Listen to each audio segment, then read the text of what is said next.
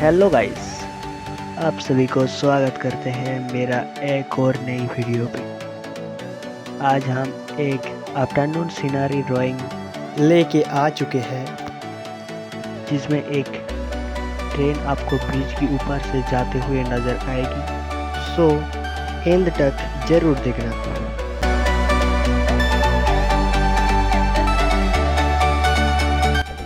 आप इस चैनल पे नए हो तो सब्सक्राइब कर दो क्योंकि हम ऐसी वीडियो लेके आते हैं। और इस वीडियो को आप एक लाइक कर दो।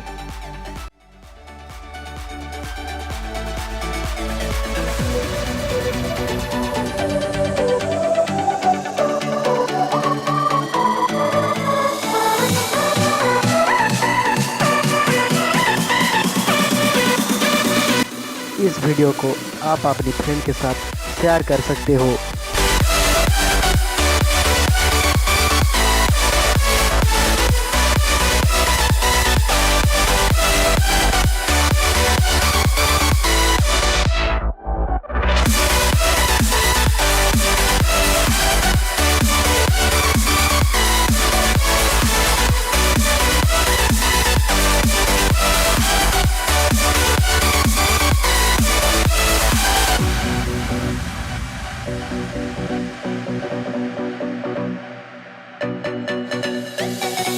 इस वीडियो को देखने के बाद आपको कैसा लगा आप नीचे कमेंट कर सकते हो।